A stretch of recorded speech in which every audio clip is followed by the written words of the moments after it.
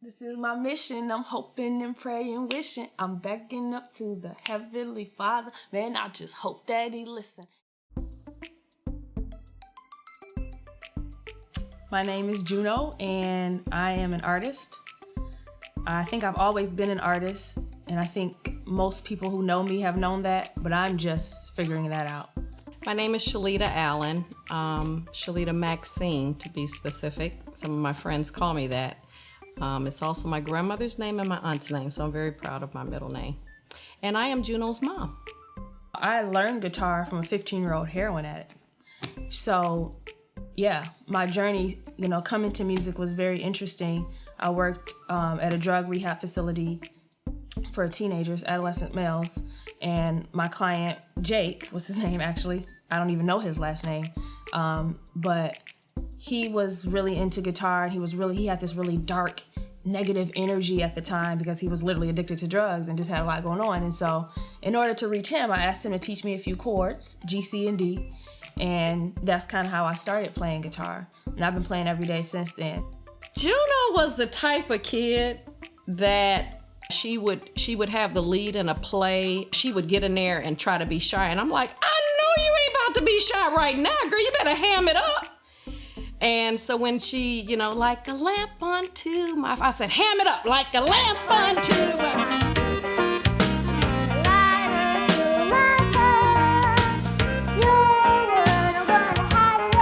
Nobody wants to be in the valley. Nobody wants to be in the down part. Everybody wants that mountaintop experience. They want to go from mountaintop to mountaintop. Well, if you're on a mountaintop and your sights are on a bigger mountaintop, you have to go down in the valley to get back to that other mountaintop. And I think in the valley, we develop, through our struggles, I call them the fruits of the spirit. It's the whole situation is kind of really interesting because some of the best moments of my life, I would never have been there without this, essentially drug addict who handed me this passion that I didn't even ask for. So I think as I became obsessed with playing guitar and practicing, and I discovered YouTube and all these things, I felt really passionate about giving back to the community, the YouTube community that I learned from. And that is the only reason I started posting videos online. So from there, it led to a lot of people asking me to teach things that I didn't think I really had anything to offer. So I started to do more and more videos, and that's how I got the call to do the Fifth Harmony tour. I never auditioned. I never was pursuing to be on a tour or anything like that. I was just putting videos out of me playing guitar, and I was really in a depressed state, and didn't really know what I wanted to do with my life. The only thing I knew is that I love to play guitar. That's the only thing that I was sure about. So I didn't really know what to expect. I had never been around celebrities or that culture at all. I had never even really been to a concert. So my first experience going to a show was me being on stage. Me and Camila, every country we went to, we would go out and we weren't in the hotel or standing on the bus. When we went to Paris, we went out and got them little crepe. What you call them little things? Them little crepe, whatever them things called. I was girl, I don't even eat this, but we gonna have to try. It was bananas and chocolate and a waffle, I guess. I don't really know what it was. But for me, in addition to the touring, I got to explore the world. I feel very blessed because I know that that's not normal. The relationship that we were forming, the musicians and the artists are usually completely separate. Once I left Fifth Harmony and started playing for Camila, I think that's when things even went to another level. And we went from playing pavilions, because Fifth Harmony, we played pavilions and theaters and amphitheaters and stuff like that. And then when we opened for Bruno Mars, it was it went to the next level. And I was just are those stars or are those people? It was insane. So to go from playing in my room to literally playing Madison Square Garden, Staples Center, O2 London, all over the world, the biggest rooms I've ever even seen. It was overwhelming, but in a positive way. I felt very blessed and very lucky, really, that I got to be there, because I knew that anybody could have been in that position, No, babe, I'm sleeping on the floor. I think once you do something that's so epic for so long, I think you start to kind of get used to it. And I was just kind of, I've always written songs and just kind of kept them to myself and stuff. But I started to ask myself, like, what do I have to offer the world? Because it felt like on stage, that was like one side of me. But I felt like I had so much more to offer and so much more to say that I didn't really see being said in this generation of musicians and artists or whatever I didn't hear my voice being represented in music. It does not surprise me that she's writing songs, because she always had something to say. I moved to Nashville, and about 3 months after, I was so depressed. I moved here and I didn't know anybody really. I didn't really have, there was a group of people that I was connected with and that didn't really work out. So then it was like, I came here for a reason that fell through. And then it's like, now what? So somebody's like, well, I have this girl that I want to introduce you to. Initially, this girl named Haley came by, and she was there to write a song with me. And I was still in the mode of like, all right, I need a hit. I need to prove myself, as an artist. And I couldn't think of anything. So she started asking me questions about my life. And it was all about touring and stuff. And she's like, no, before then, who were you and where did you come from? And all these things that I think I've always been kind of embarrassed of, I started to realize that's the song. This is my artistry. This is my music. We get in, her living room. We're just talking about things she's passionate about, things that she would want to write about. And we started talking about the relationship with her mom, and that really stuck out to me. So we were just talking about how that relationship has truly affected her and shaped who she is today. And so we began to write Carrying the World. We started writing the chorus and developing it, playing with melodies, and it just hit us like a ton of bricks, and we're like, yo, this is it. And I'm still shook to this day. These stories just start flowing out, and I started thinking about my mom and all the sacrifices she made and the things she did just so that we can like survive and have a better life than she did. And the way that I wrote the lines felt so specific and so personal, so I didn't feel like anybody else would really be able to relate to them. But the next morning I woke up and sent Haley the song, and she was just like, this is so good. And I think that was the moment that I shifted my perspective on what it meant to be an artist. And I stopped trying to create stuff that I thought other people would think was cool. And I was just like, what is my story? Like the real, raw, honest story. And in the weirdest way, the more honest I am, the better it feels for me. I was shocked that she captured some of the things, because some of the lyrics in the song was like, I was like, wow. I didn't realize she knew what we were going through, because as a parent, you always want to shield your kids from experiencing things that you think that would break them. So I hid a lot of things from them, but apparently I didn't. Your stomach hurts, mama, take my plate. I can't eat all that.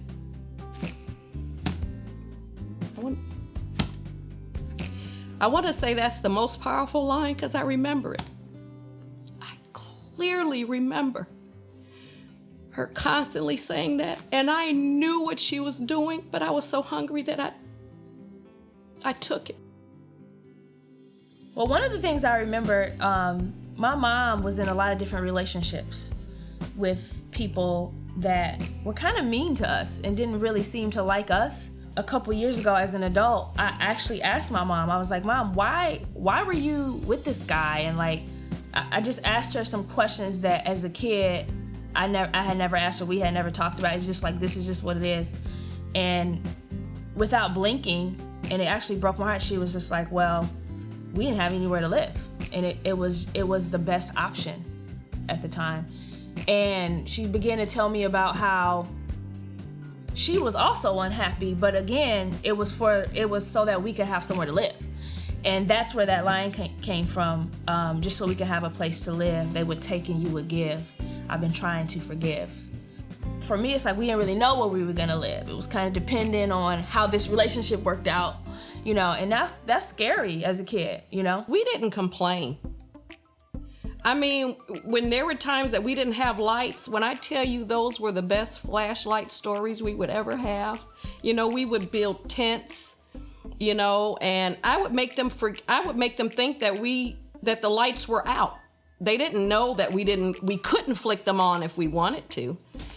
Fixing hot plates in the kitchen, no magic tricks, we ain't witching. First of all, Tupac is one of my favorite artists ever, period. Fight me about this. Fight me. But one of his lines, Mom was in the kitchen fixing hot plate. I don't know. I kind of got that from that idea, and that's what started me. I don't even rap. Like, I don't know where this came from, but I was like, oh, that's really cool. And I started with fixing hot plates in the kitchen. Me and my brothers to this day joke about it, but like, I don't know why my mom used to always make broccoli, like chicken breasts and broccoli. And like, I'm talking about 7 days a week. Like, it was like, that's what we was eating. And so, my uncle and my aunt, I just remember they kind of like go out to eat a lot of stuff, and like they used to love Red Lobster, and they would always eat like, I don't know why, the lobsters and biscuits. I just always used to remember that. We eat and broccoli and chicken, they eat and lobster and biscuits. Of just like the idea that a lot of times is, you know, when you're in your situation, you don't even know what you don't know until you see somebody else is like, I thought we was eating good, you know? All these lines come from like very specific memories and stories. I swear to God is my witness that I'm gonna ask for forgiveness for taking t-shirts from Target. Man, I was trying to get lifted. And it's so funny because somebody asked me once, did you really steal t-shirts from Target? Yes, I did, okay? I don't know the statute of limitations for that. I would just like go into Target, I would go into the dressing room, and I would have like, we didn't have much. I had like my dirty, dingy shirt, and I would go into the dressing room, put on a shirt, and leave my dirty shirt, and just leave with the new shirt. And I just remember I would feel, it's interesting because obviously it's wrong, and I knew that it was wrong, and like I wish I didn't do that, but it made me feel good to like go to school with a new shirt on. You know what I'm saying? That line was inspired from Tupac. He said, my stomach hurts, so I'm looking for a purse to snatch. And I think, again, compassion on the surface, when you look at a kid who's stealing, you know, you can, you know, whatever, and it's like, well, why are they stealing? Why are they stealing? And the why, that to me is so much more important than the action. A shirt can come and go, you know what I'm saying? Whatever. And stealing is wrong. I wanted to just say that on tape. But I think I wanted to expose that because I think that's something that might surprise. It's like, you used to steal? And it's just about understanding that at the core, you know, even someone who is a good person can do something that they're not proud of, they're ashamed of.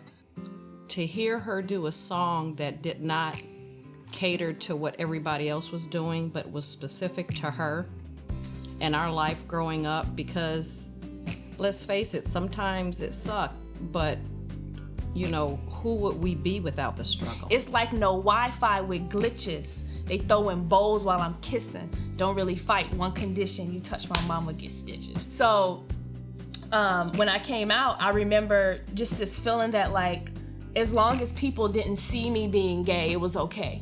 So that's what I meant by it. They throw in bowls while I'm kissing. Like I feel like when I express love with another woman, then they're like fighting me for that. I remember I went to my first Pride last year, and I mean, I had each toe was a different color of the rainbow. Like I was committed to this thing. So I'm so excited. I'm at Pride. I'm like, woo, woo, woo. And there were these group of protesters that were like, you're going to hell, like literally with like speakers, and they're like, oh, you guys are all going to hell. Repent, turn away now. And like, it was just like so painful for me to be at this place where I was like celebrating love and life and who I am, and to feel like as I'm doing that, people are like fighting me. And that's kind of where that line came from. But yeah, you touch my mama, get stitches. That's to anybody who want to try me. You know what I'm talking about. I am not in a gang, but I do have support from lots of cousins who will handle that. You know what I'm saying? That goes to any man that think they want to come date her.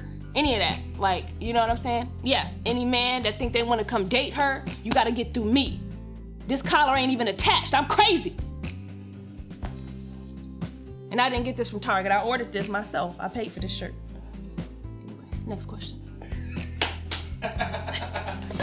My mom always worked so many jobs, and I just remember she was always tired, and I didn't know how to help. Sorry. So one of the things that I made my job was I'm gonna make sure the house is always clean. So I was always doing the dishes, and that's when I started to learn how to cook for my brothers, and now I don't clean up at all. So it's interesting how that flipped.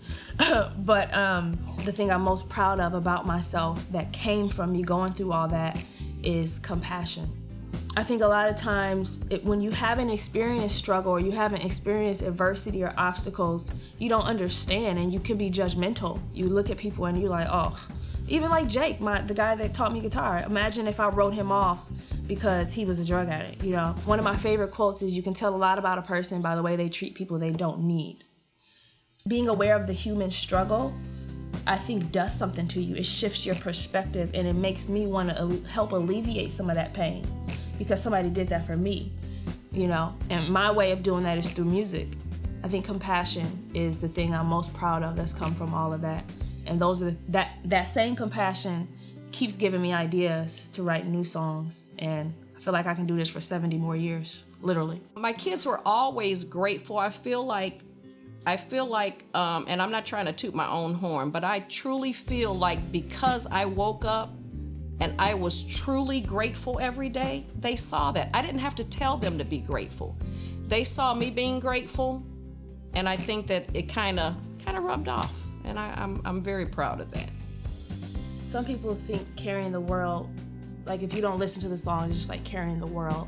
It's not so heavy when you're doing it for someone that you love and for someone that you would literally die for. It's not that it's a burden, it's that I love you so much that I want to take this from you just to give you a break, and we can carry it together. Like I'm not trying to. It doesn't mean you have to take on everything. It just means that you're willing to share whatever you have with the people around you if it makes their life a little bit easier. My songs are my life. I've already lived them, and I'm living them now, and that's the music.